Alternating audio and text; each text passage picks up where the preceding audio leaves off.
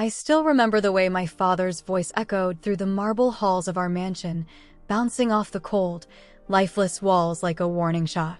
"He's a penniless loser with no future," he roared. "He has nothing." His face was red with rage, fists clenched, as if my decision to love someone who didn't come from wealth was the greatest betrayal of all. I stood at the base of the staircase, trembling but determined. My heart pounded, not with fear, but with resolve. The grandfather clock in the foyer ticked loudly in the silence that followed his outburst. Outside, through the tall windows that lined our entrance hall, I could see the manicured gardens of the Hampton estate that had been my prison and palace for 23 years.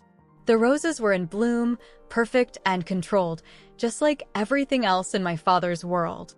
"Noah is more than his bank account," I said, surprised by the steadiness in my voice. "He makes me happy. He sees me for who I am, not as an extension of your legacy." My father, Richard Hampton, CEO of Hampton Industries and darling of the Boston elite, scoffed. His silver hair caught the light from the crystal chandelier above us. "Happy? You think happiness pays bills? You think his minimum wage job at Kroger will keep you in the lifestyle you've grown accustomed to? Wake up, Elizabeth." Mom hovered in the doorway of the sitting room, wringing her hands on her silk blouse. She'd always been a shadow of a woman, beautiful but diminished by years of standing in my father's towering presence. "Richard, please," she whispered. "Let's all calm down. Stay out of this, Victoria," he snapped without looking at her. She flinched, retreating further into the shadows of the room. That single interaction told me everything I needed to know about my future if I stayed. 30 years of marriage had reduced my mother to a beautiful ornament in my father's collection. I wouldn't become another Hampton heirloom, polished and displayed but never truly living. "Noah works hard," I defended. "He's putting himself through community college. He has dreams, ambition." "Dreams?" My father laughed cruelly. "Dreams don't build empires, Elizabeth. I worked tirelessly to create this life for you. I didn't climb my way from the middle class just to have my only daughter throw it all away on some grocery store clerk." The irony wasn't lost on me. He'd risen from humble beginnings himself, yet now looked down on anyone who hadn't made it by his definition. I thought of Noah's hands, strong, calloused, honest. Hands that held mine gently when I cried about the emptiness inside these gilded walls. Hands that built things, fixed things, rather than simply signing checks to make problems disappear. "You don't even know him," I said. "You've never tried." "I know his type. Fortune hunters targeting naive rich girls." He stepped closer, his cologne, expensive and suffocating, filling my lungs. "What do you think happens when the novelty wears off? When he realizes you can't cook or clean because you've had staff your whole life? When your soft hands get rough from actual work? He'll resent you, and you'll resent leaving all of this behind." He gestured broadly at our surroundings. I glanced around the grand foyer, at the Italian marble floors that cost more than most people's entire homes, at the original Monet hanging casually beside the staircase, at the antique vase from the Ming Dynasty that stood taller than a child. Such obscene wealth, yet the house had never felt like home. "Maybe I want to learn how to cook and clean," I said quietly. "Maybe I want to earn things for myself." My father's expression shifted from anger to disbelief. "This isn't a game, Elizabeth. This isn't some romantic movie where love conquers all. This is real life." "Exactly," I replied. "And in real life, I want to be more than just Richard Hampton's daughter." His jaw tightened. "If you walk out that door, don't expect anything from me. No money, no trust fund, no inheritance." "Nothing." My mother gasped. "Richard, you can't mean that." "I mean every word," he said, eyes locked on mine. "Choose now, Elizabeth. Your family and your future, or that boy." In that moment, standing beneath the watchful portraits of Hampton ancestors, I realized I'd been preparing for this crossroads my entire life. Every argument, every disappointment, every night I'd cried myself to sleep in a room most people would consider a palace, it had all led to this. "There are things money can't buy," I told him, voice steady. "I'll live with my love and get a job." "You'll regret this," he said, but I heard the flicker of uncertainty in his voice.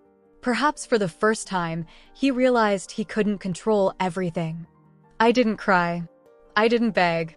I simply laughed, not out of disrespect, but out of freedom. I walked upstairs calmly, packed a single suitcase with practical clothes and the few jewelry pieces that had belonged to my grandmother.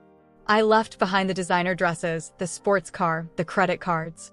When I came back downstairs, my father stood exactly where I'd left him, as if he couldn't believe I was actually going through with it. I placed my house key on the marble side table. Mom was crying silently by the door. I kissed her cheek and whispered, "I'll be okay. I promise." She slipped something into my hand, a small envelope. "Just in case," she murmured. I knew better than to open it in front of my father. I turned to him one last time. "I hope someday you'll understand." His face was stone. "If you leave, never set foot in this mansion again." The weight of his words should have crushed me, but instead, they lifted something heavy from my shoulders. I nodded, accepting his terms, and walked out the door into the warm spring air. Noah was waiting at the end of the long driveway in his beat-up Toyota. He looked nervous, uncertain, but his face broke into a relieved smile when he saw me walking toward him with my suitcase. He jumped out to help me, taking the bag from my hand. "Are you sure about this?" he asked, searching my face. I took one last look at the Hampton mansion, a monument to wealth, status, and appearances. Then I looked at Noah, genuine, kind, and real. "I've never been more sure of anything in my life," I said, and meant it. As we drove away, I opened my mother's envelope. Inside was a check for $5,000 and a handwritten note, "For emergencies. I love you. Be happy." It wasn't a fortune, but it was a bridge to our new life. I folded it carefully and tucked it into my wallet, hoping we wouldn't need to use it, but grateful for my mother's quiet rebellion. The mansion disappeared in the rearview mirror as we turned onto the main road. I didn't look back. It was terrifying, but also exhilarating. I chose love. And I chose my own life. The first few weeks were the hardest. I went from silken sheets and room service to a one-bedroom apartment with leaky pipes and creaky floors. The scent of lavender from my old mansion was replaced by the smell of burnt toast and laundry detergent. Noah worked double shifts to keep us afloat while I hunted for jobs, any jobs. Pride had no place in our lives anymore, we just needed enough to survive. We moved into Noah's apartment in Somerville, a bustling neighborhood just outside Boston proper. The contrast was jarring. Instead of sprawling empty rooms and echoing hallways, we shared 600 square feet of living space where every corner served multiple purposes. His sofa bed doubled as our couch, the kitchen table was also my makeshift desk, and the bathroom sink doubled as our laundry basin for delicates. When I accidentally broke a glass one morning, I cried, not because of the glass, but because I realized I didn't know where to buy replacements or how much they should cost. "Hey, it's okay," Noah said, sweeping up the shards with a dustpan I didn't know we owned. "Target has glasses for like $2 each. We'll grab some after my shift tomorrow." Such a simple solution to what felt like an enormous problem. I'd never shopped at Target. The Hampton household had a dedicated staff member who handled domestic procurement. I felt simultaneously humiliated by my helplessness and frustrated by the years I'd spent ignorant of basic life skills. My job search was equally humbling. I'd graduated from Wellesley with an art history degree I'd pursued solely because it pleased my father. "A cultured woman makes a suitable wife for a business associate," he'd said when I'd picked my major. Now, that expensive education was practically useless. I applied everywhere: retail stores, coffee shops, administrative positions, but my resume screamed rich girl playing poor, with its private schools and summer internships at my father's company. After 3 weeks of rejections, I found myself standing outside Rosie's Diner, a 24-hour greasy spoon 2 blocks from our apartment. A handwritten, "Waitress wanted" sign hung in the window. I'd walked past it twice daily, but had avoided applying because I'd never worked in food service. But desperation makes you brave. Rosie herself interviewed me, a tough-looking woman in her 60s with bright red lipstick and hair dyed to match. She chewed gum aggressively while looking over my pitiful resume. "You're overqualified and underskilled," she said bluntly.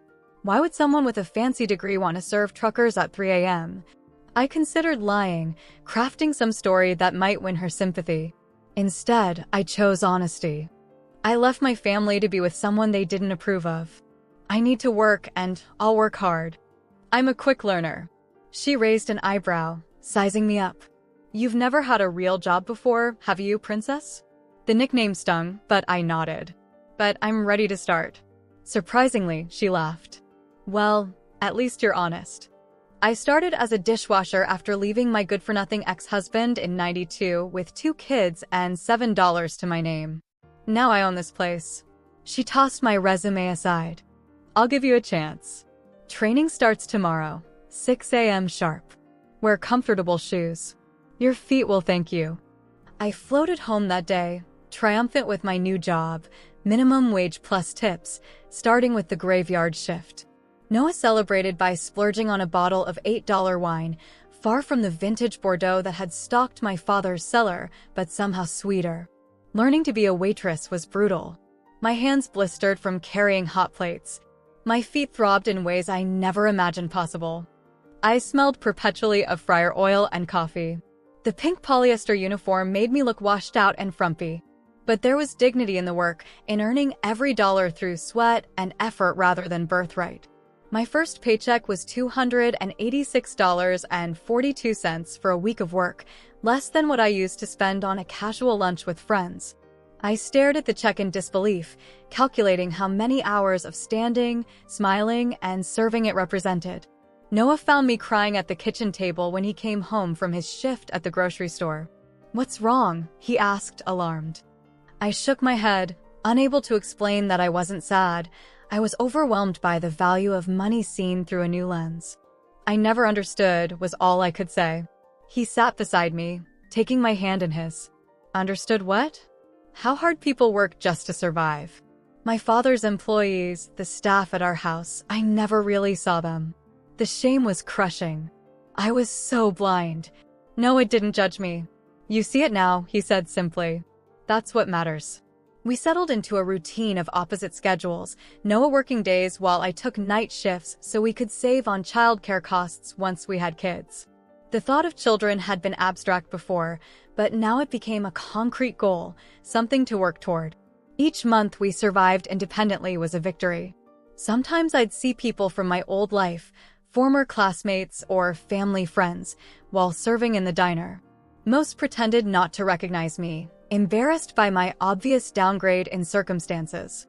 A few stopped to chat awkwardly before leaving generous tips that felt like pity. One former friend, Madison Whitmore, whose father ran a banking empire, came in with her fiancé and loudly remarked, "Isn't it sad? She could have had everything." I heard her, of course. I was designed to hear such comments, trained from birth to care about what people thought. But as I refilled coffee cups at the next table, I realized I didn't care anymore. Madison, with her perfect manicure and vacant eyes, looked more trapped to me than I felt in my stained uniform. Still, there were nights I cried quietly in the bathroom, missing my mother's perfume, the warmth of a fireplace I once took for granted, the safety of a future I thought was guaranteed. On particularly difficult days, when tips were bad or customers cruel, I'd take out my mother's check, still undeposited, and stare at it. That $5,000 could solve so many immediate problems, fix our leaky shower, replace Noah's balding tires, buy a decent mattress instead of the lumpy secondhand one that gave me backaches. But I always put it away again. Using it felt like admitting defeat, like proving my father right. Noah never pressured me. "That's your safety net," he'd say. "Everyone needs one." His understanding made me love him more. He worked tirelessly, never complaining, even when exhaustion lined his face. He fixed things around our apartment instead of calling maintenance to save the fee. He surprised me with small, thoughtful gifts, wildflowers picked from a nearby park, a paperback by my favorite author found at a thrift store, a homemade cake on my birthday that was lopsided but made with love. 6 months into our new life, Noah came home with news. "I got a raise," he announced proudly. "Assistant manager. $2 more per hour." We celebrated like we'd won the lottery, dancing around our tiny kitchen. That same week, I was promoted to handling the diner's busiest shifts, meaning better tips. We splurged on dinner at Olive Garden, the fanciest restaurant we could afford, and toasted with water instead of wine to save a few dollars. Our apartment slowly transformed from Noah's bachelor pad to our home. We found furniture on curbs on trash day, refinishing and repairing pieces that others had discarded. I learned to cook using YouTube videos, starting with disasters but gradually improving. We began hosting small dinner parties for Noah's community college friends and my coworkers from the diner. Our life was humble but increasingly rich in ways that couldn't be measured in dollars. Winter arrived with brutal force that first year, bringing heating bills we could barely afford. I picked up extra shifts, working doubles until my body ached from standing. Noah found weekend work shoveling snow for elderly neighbors. We layered clothes at night and huddled together for warmth, telling ourselves that spring would come eventually. And it did. Not just the literal spring, but a springtime in our lives. Each hardship we overcame together made us stronger, more certain of our choice. The leaky pipes, the creaky floors, the secondhand everything, these weren't signs of failure, but badges of independence. We had nothing, yet we had each other. And somehow, that was everything. 2 years passed, and life, though still modest, began to bloom in unexpected ways. I got promoted to shift manager at the diner, and Noah began learning carpentry at a community college. We saved every penny, skipped vacations, lived without luxuries, and slowly, the pieces started falling into place. And then, one spring morning, I found out I was pregnant. The plastic test trembled in my hands as 2 pink lines appeared, clear as day. I sat on the edge of our bathtub, a mix of joy and panic coursing through me. Noah and I had talked about children, of course, but always as a someday plan, once we were more established. Was I ready to be someone's mother? Was our tiny apartment, with its temperamental heating and single bedroom, ready for a baby? I placed my hand on my still flat stomach, thinking of the little life growing inside. A Hampton by blood, but not by circumstance. This child would never know the cold privilege of my upbringing, the emptiness that came with having everything except genuine connection. Instead, they would have parents who worked hard, who cherished each moment together because those moments were earned, not assumed. When Noah came home that evening, his clothes dusty from the construction site where he'd picked up weekend work, I couldn't find the right words. I simply handed him the test. The day I told Noah, he cried. He dropped to his knees, wrapped his arms around my waist, and whispered, "We may not have much, but our child will have love, so much love." And he meant it. His tears soaked through my shirt as he pressed his ear against my abdomen, as if he might hear the whisper of our baby's heartbeat through skin and muscle. That night, we lay awake making plans. Noah sketched a crib design on a napkin, something he could build himself from reclaimed wood. I calculated how many extra shifts I could take before the pregnancy became too physically demanding. We made promises to each other about the kind of parents we'd be: present, patient, honest. The kind of parents who attended school plays and helped with homework. Parents who said, "I love you" daily and meant it. The next morning, reality set in. My health insurance through the diner was minimal. Prenatal vitamins were expensive. Baby supplies, diapers, clothes, bottles would strain our already tight budget. For the first time since leaving my father's house, I seriously considered depositing my mother's check. "We'll figure it out," Noah insisted when I voiced my concerns. "People have babies without being rich all the time." He was right, of course, but the transition from theoretical parenthood to impending reality was overwhelming. Still, we approached each challenge methodically. I found a women's clinic that offered sliding-scale prenatal care. Noah took on a third job doing furniture repairs for a local antique shop. Our social life, already limited, became almost non-existent as we funneled every spare dollar into our baby fund. When I reached my second trimester, I had to tell Rosie about the pregnancy. I dreaded the conversation, certain she would be disappointed or even angry about the inevitable maternity leave. "About time," she said instead, surprising me. "I was wondering when you two would start a family." She adjusted the work schedule that same day, moving me to morning shifts to accommodate my growing fatigue and morning sickness. My mother worked at a factory until the day I was born, she told me. Times have changed, thank God. Preparing for the baby transformed our small apartment. Noah cleared out our cramped storage closet, converting it into a nursery that was barely big enough for a crib. We bought baby clothes from thrift stores, carefully washing each tiny outfit with gentle detergent. Friends from the diner organized a surprise baby shower, gifting us hand-me-downs and homemade baby blankets. Noah's carpentry classmates helped him build not just a crib, but a changing table and rocking chair as well. I'd never seen him so focused, so driven. Each evening, he'd sand wood in our living room, careful to open windows despite the winter chill so I wouldn't breathe in the dust. Nothing but the best for baby Johnson, he'd say, measuring twice, cutting once. The simple pine furniture wouldn't have impressed anyone in my former social circle, but it was crafted with such care that it felt more valuable than any designer nursery. As my body changed, growing rounder by the week, I marveled at the contrast between my current pregnancy and what it might have been like in my previous life. Had I stayed, I would have had the best obstetrician in Boston, a professionally decorated nursery, a baby shower at the country club with expensive gifts from department store registries.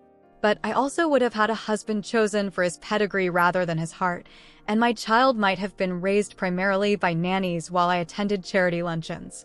No regrets.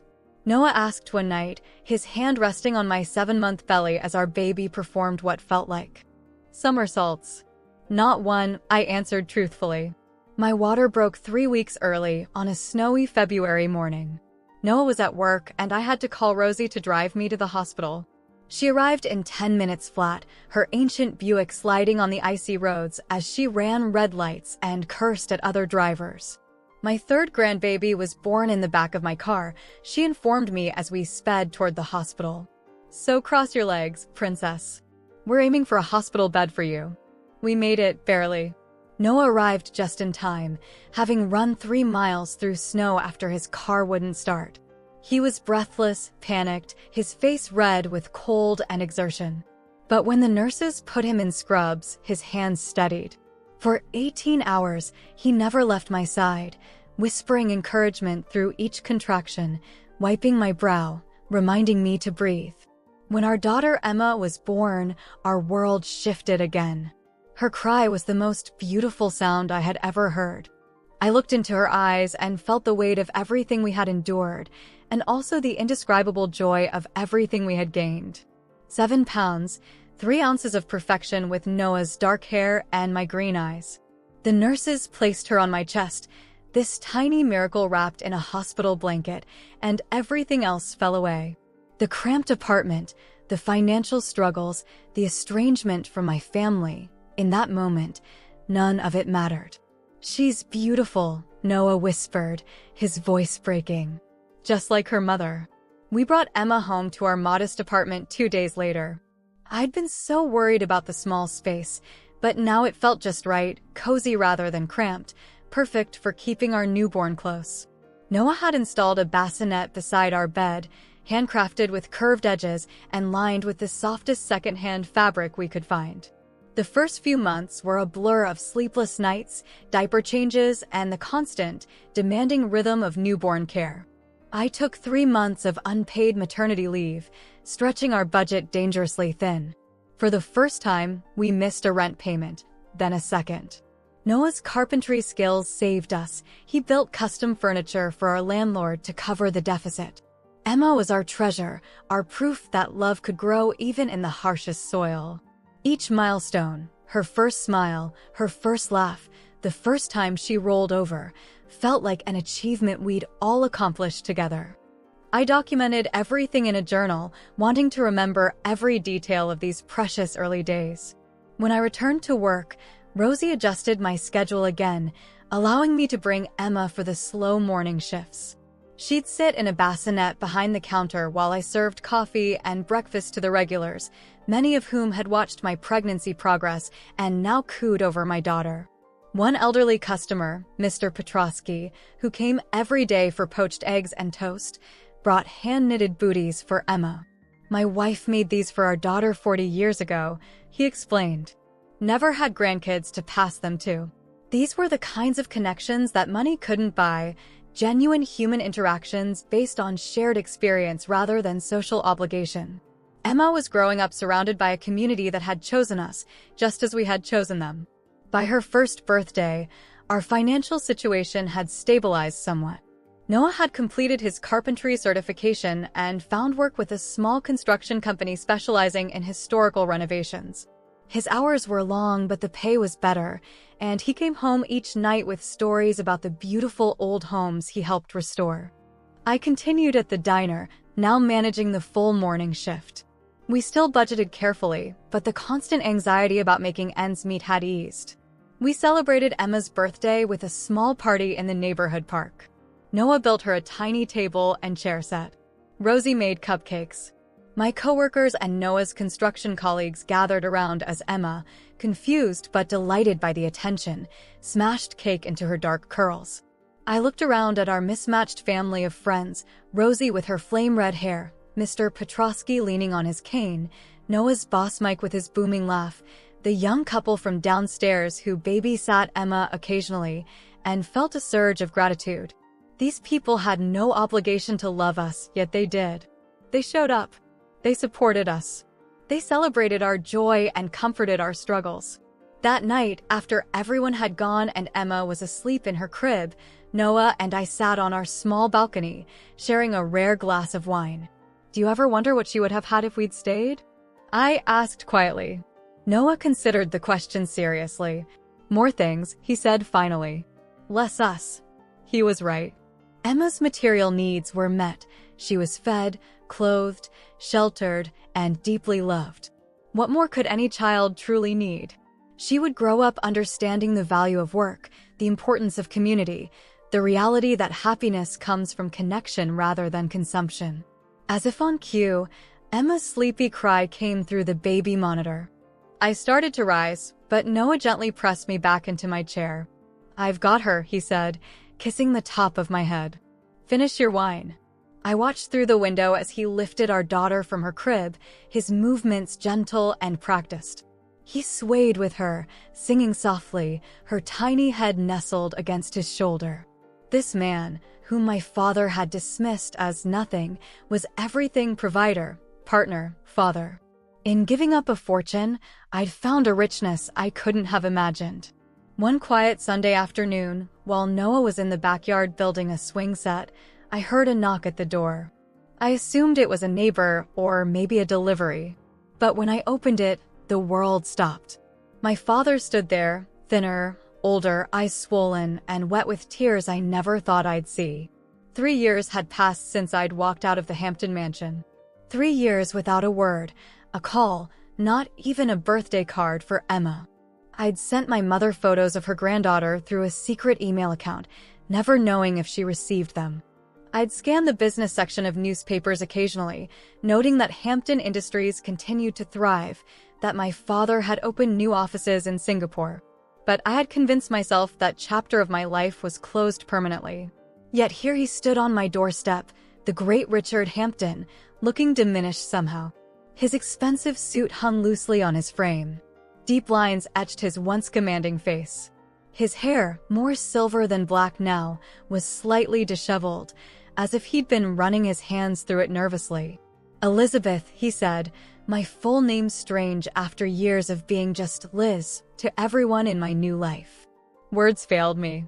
The flood of emotions, anger, hurt, confusion, a traitorous flicker of relief, left me speechless. I gripped the door frame, unsure whether to slam the door or throw myself into his arms.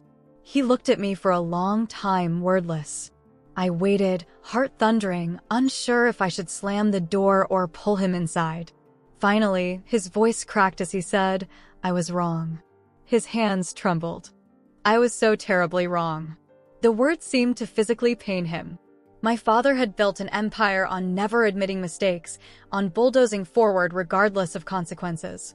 To hear him say, I was wrong, was so disorienting that I questioned if I was dreaming.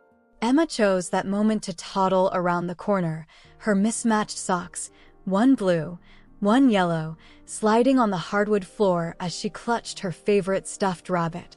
"Mama," she called, curious about the stranger at our door. My father's gaze shifted past me to Emma, and his face crumpled. He dropped to his knees right there on our welcome mat, covering his face, sobbing like a man who had lost everything. The sight was so jarring, so completely contrary to the iron-willed father I'd known, that I took an involuntary step back. "I missed it all," he choked. "Your wedding, her birth, your life." I let pride blind me. "I thought I was protecting you, but I was only protecting my own ego." Emma, never shy, approached him cautiously. "Sad?" she asked in her sweet baby voice, patting his knee with her tiny hand.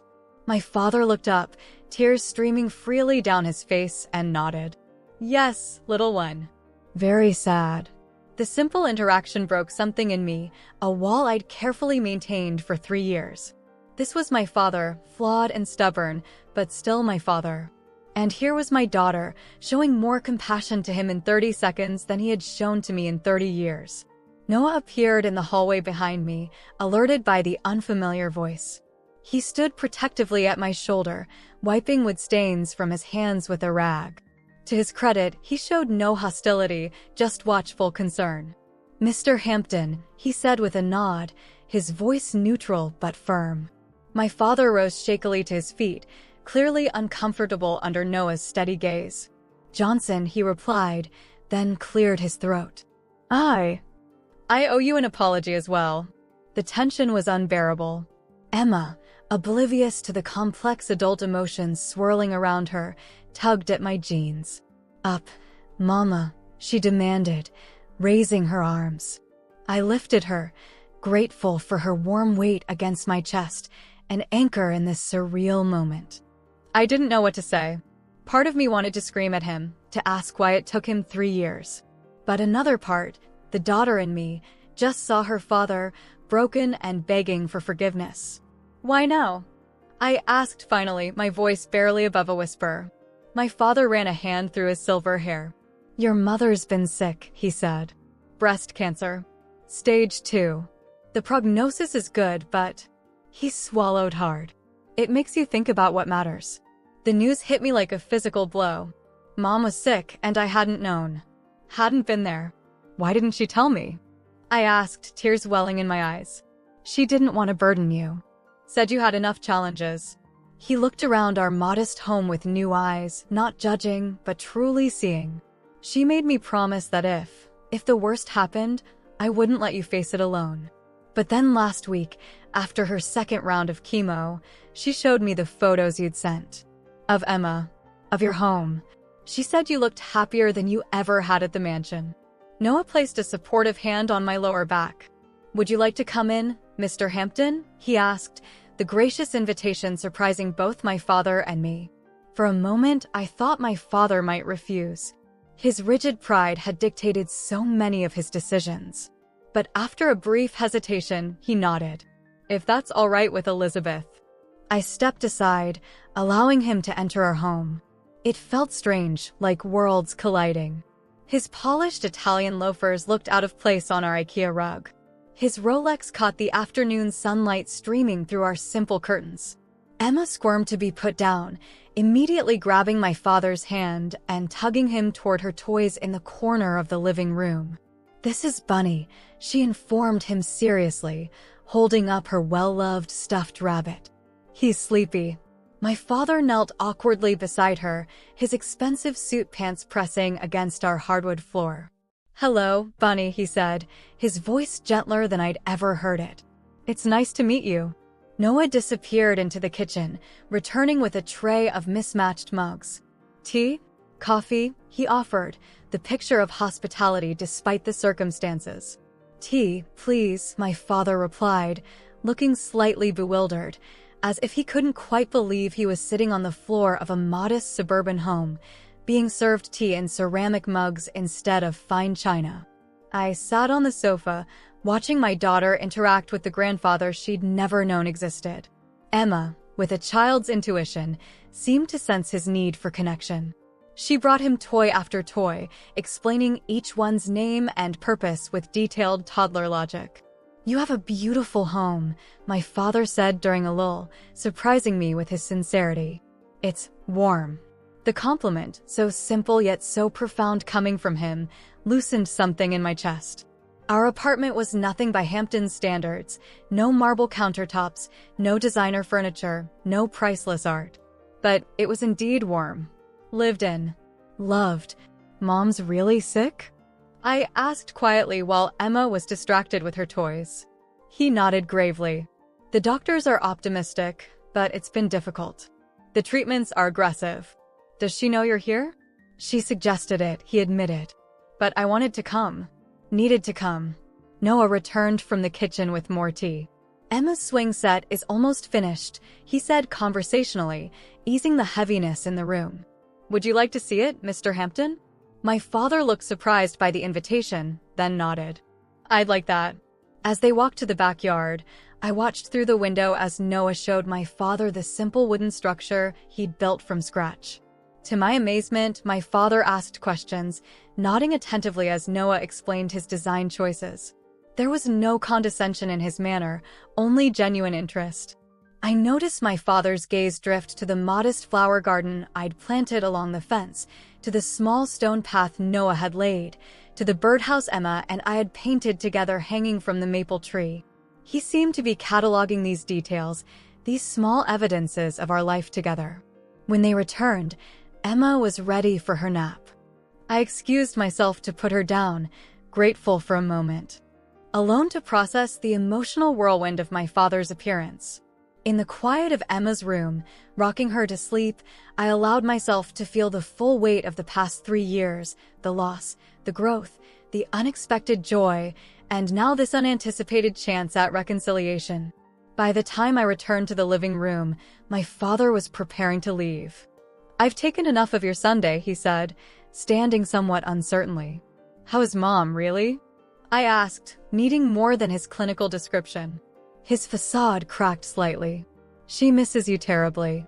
The house it's just empty without you." He reached into his jacket pocket and withdrew a small envelope.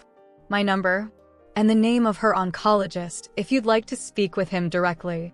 I took the envelope, our fingers briefly touching. "Thank you for coming," I said, surprised to realize I meant it. He nodded, then hesitated at the door. "May I? Would it be possible to see Emma again?" The request, humble and hopeful, was so unlike the imperious father I'd known that it nearly brought me to tears. "Yes," I said. "I think she'd like that." As he walked to his car, a modest sedan rather than his usual Bentley, I called after him, "Dad." He turned, eyes widening slightly at the familiar address. "Tell Mom I love her. Tell her I'll call tomorrow." He smiled then, a real smile that reached his eyes. "She'd like that very much." I watched him drive away, feeling as though the ground beneath me had shifted.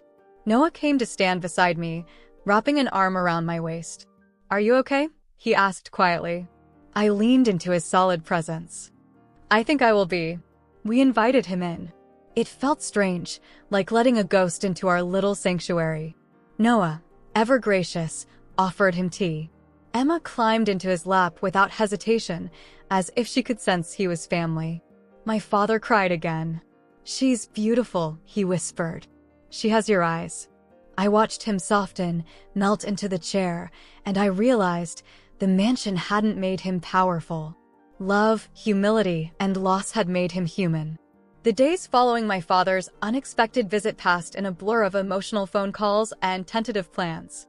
I spoke with my mother for the first time in years, her voice weaker than I remembered, but filled with joy at hearing mine.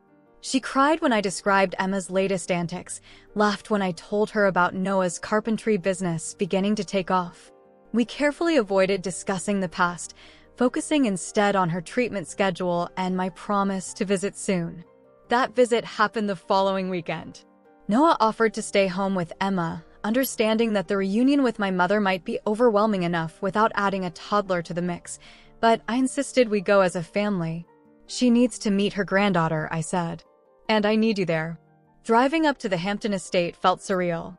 The iron gates, the long driveway lined with elm trees, the imposing facade of the mansion, it all seemed smaller somehow, less intimidating than in my memories. Noah whistled low under his breath as we approached. "You grew up here?" he asked, wide-eyed. "It's like a museum." "It felt like one too," I replied, surprised by the lack of emotion I felt. This place had once been my entire world, both prison and palace.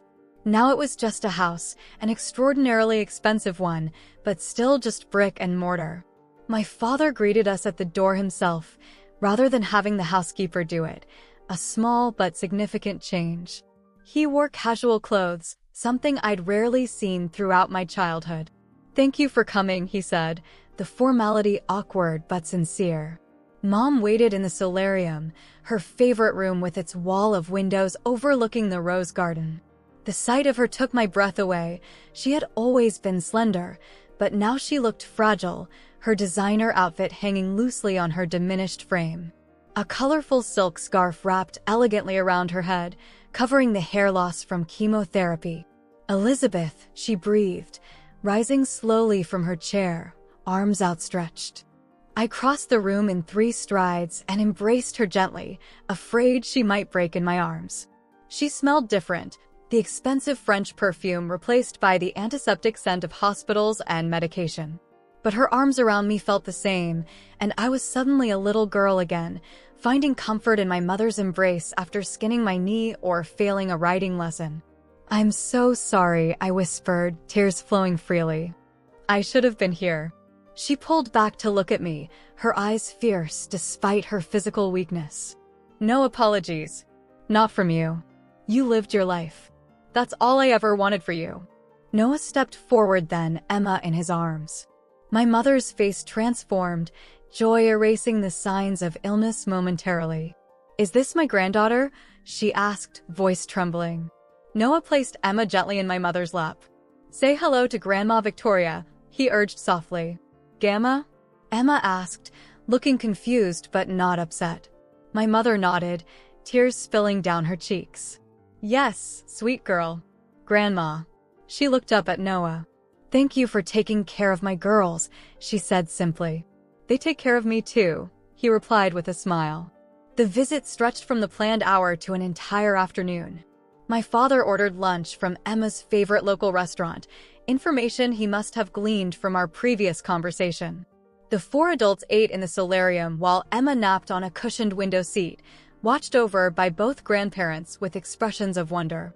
"She looks like you did at that age," Mom said, smoothing Emma's dark curls. Same determined little chin. Same ability to wrap everyone around her finger too, my father added with unexpected humor. Over the weeks that followed, he kept visiting. He helped Noah in the yard, read stories to Emma, and even brought meals to our home. He never tried to buy his way back into our lives. He just showed up, vulnerable, consistent, and full of remorse. One evening, he admitted, "I was terrified of you struggling, because I didn't believe in you. But you proved me wrong."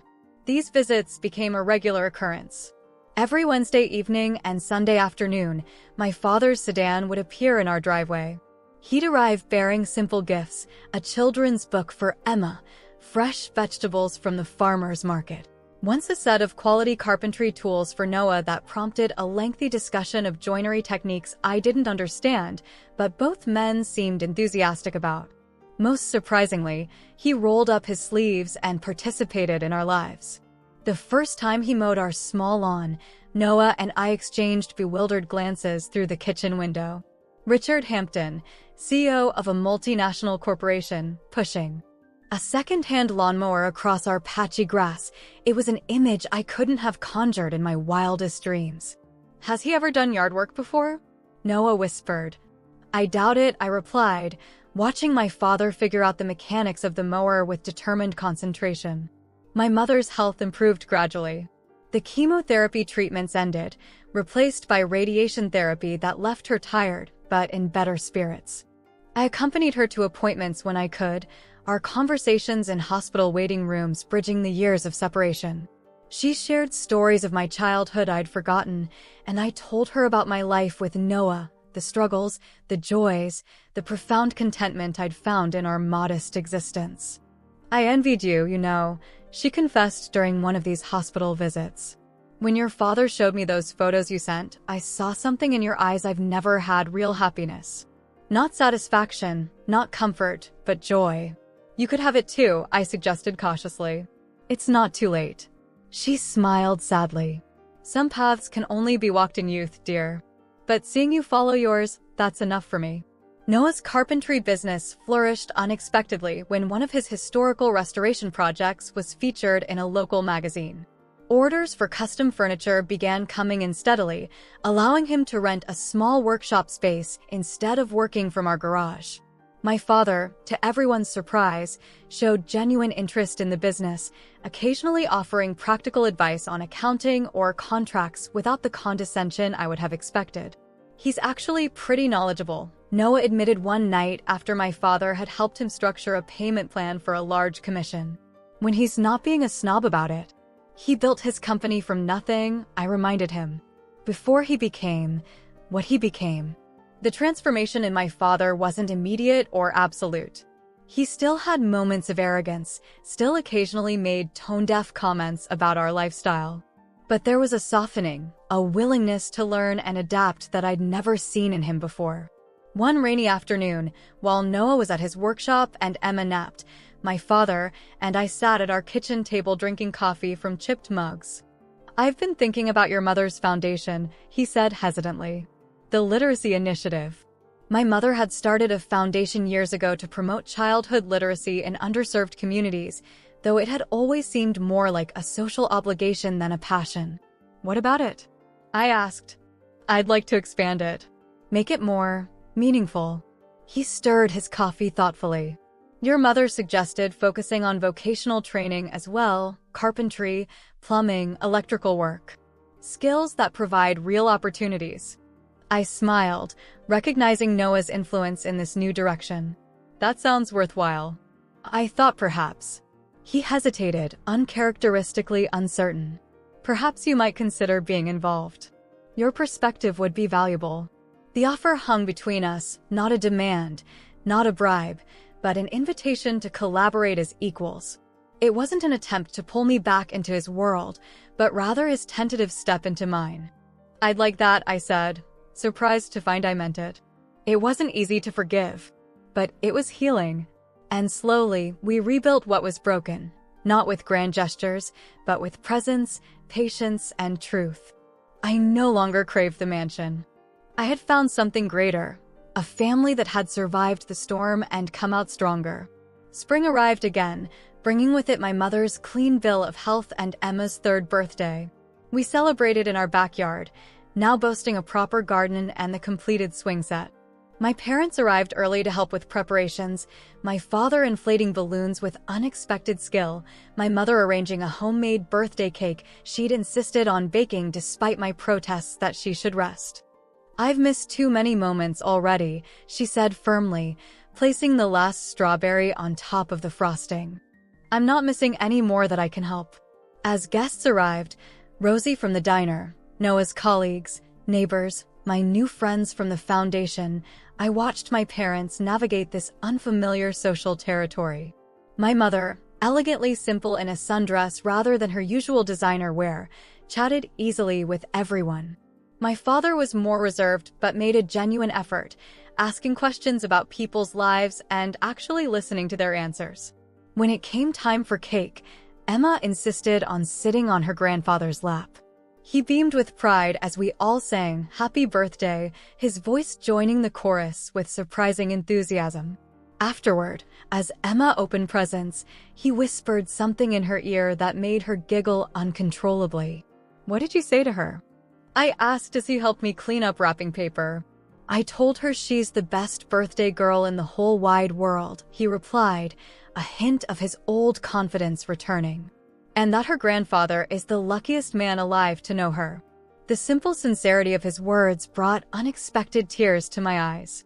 This man who had once measured worth solely in dollars and status was now finding joy in a child's laughter, pride in her crayon drawings, purpose in being her grandpa rich.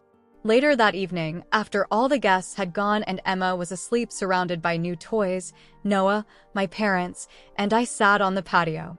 The spring air was cool but pleasant, the stars visible above our small corner of suburbia. "Thank you," my father said suddenly, looking directly at Noah. "For taking care of my daughter when I failed to. For seeing her value when I was blind to it." Noah nodded, accepting the long-overdue acknowledgement with grace. "She's the strongest person I know," he replied. I just had the good sense to recognize it. My mother reached across the table to squeeze my hand. "We're so proud of you, Elizabeth. Of the life you've built. Of the mother and wife you've become." "It wasn't always easy," I admitted. "The worthwhile things rarely are," my father said quietly. We sat in comfortable silence after that, four people who had traveled very different roads to arrive at this shared moment of peace. The mansion loomed somewhere in the distance, still grand, still imposing, but no longer the center of my universe.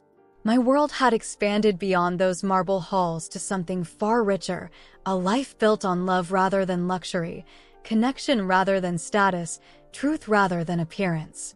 As I looked around at my assembled family, I realized that forgiveness hadn't diminished me as I'd once feared it might.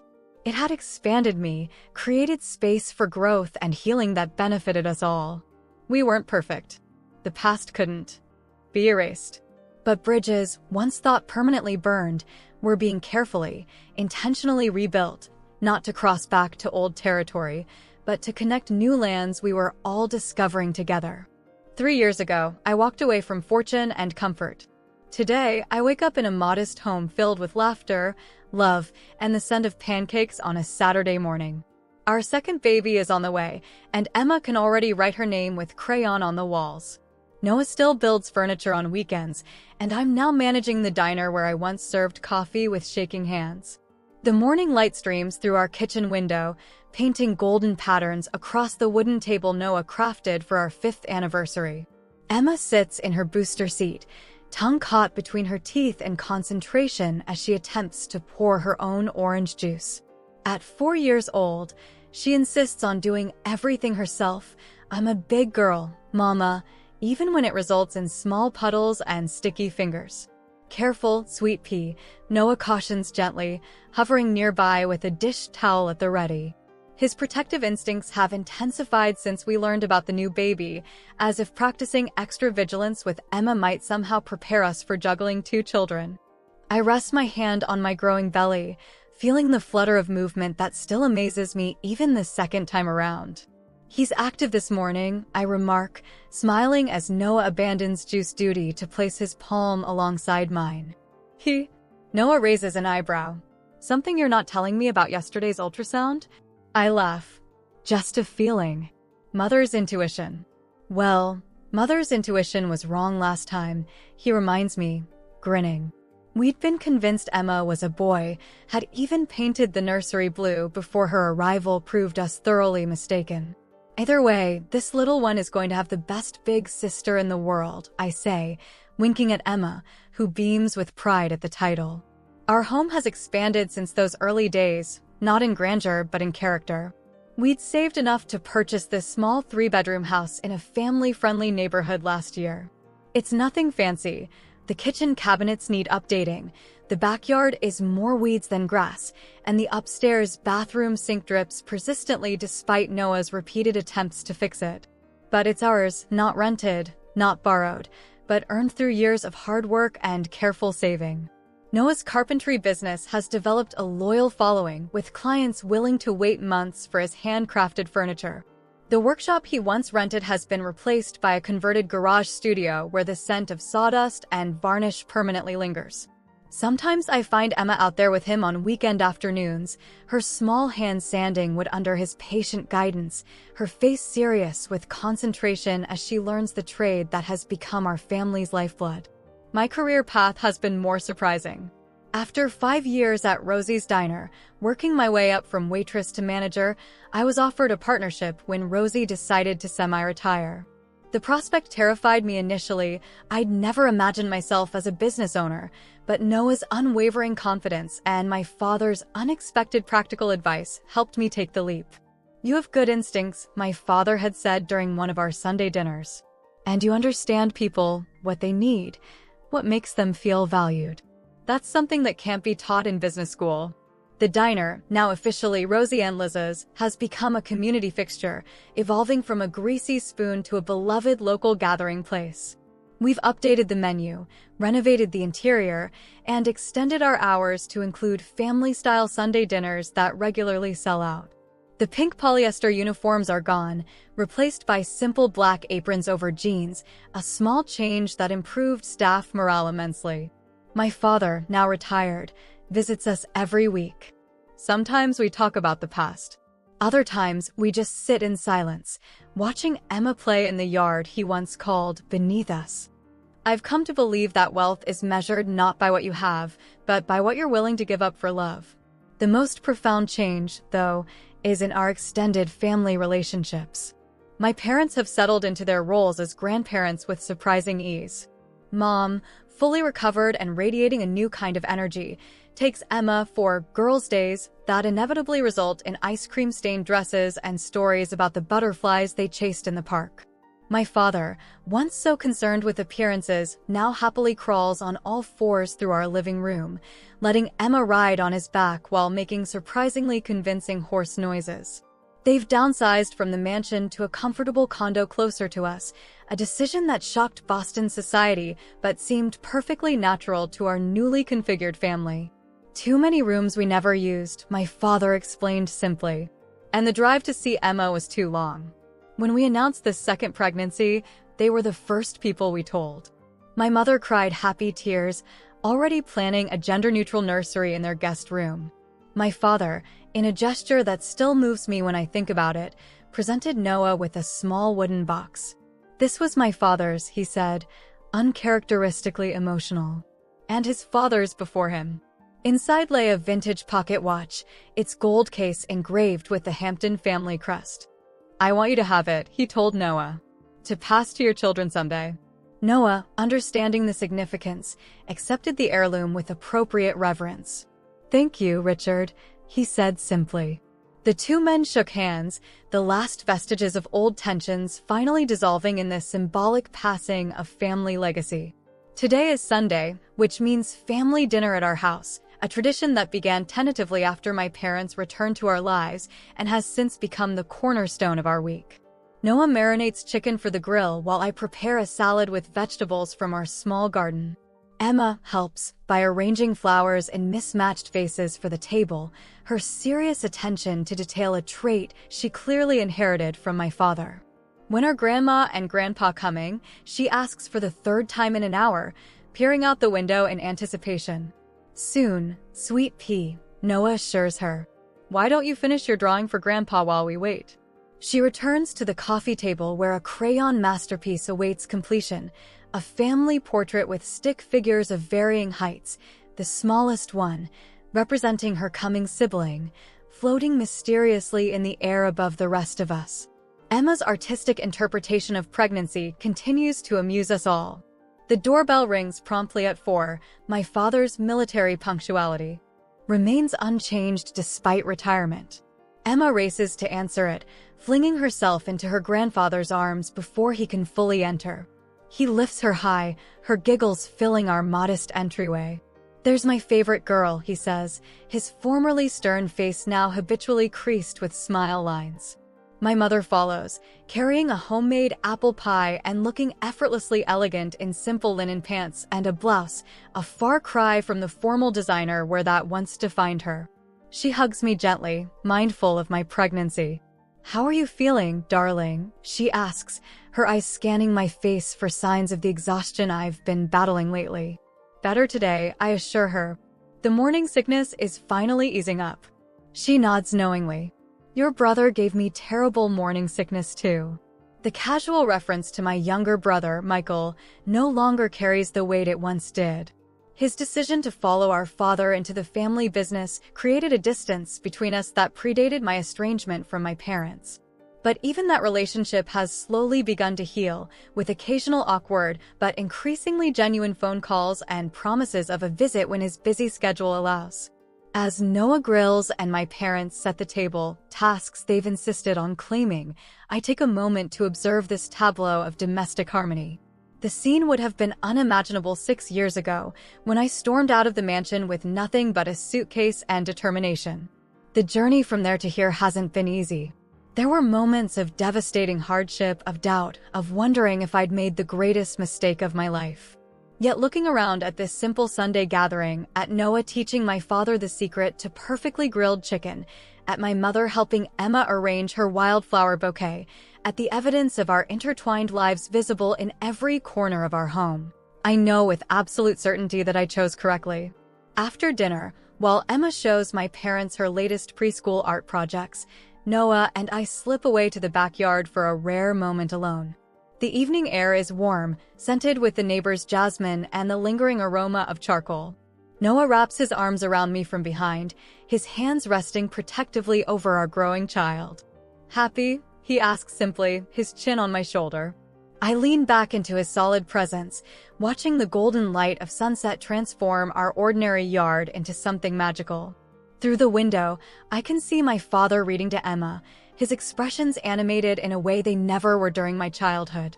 My mother sits nearby, her fingers busy with knitting that will undoubtedly become a blanket for the new baby. "Completely," I answer truthfully. "You."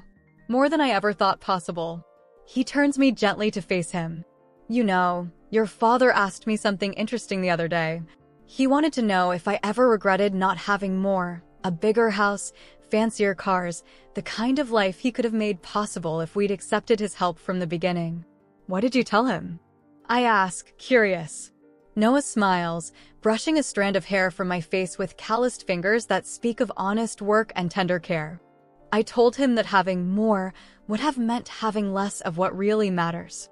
Less struggle that made us stronger. Less appreciation for what we've earned. Less of the satisfaction that comes from building something together, brick by brick.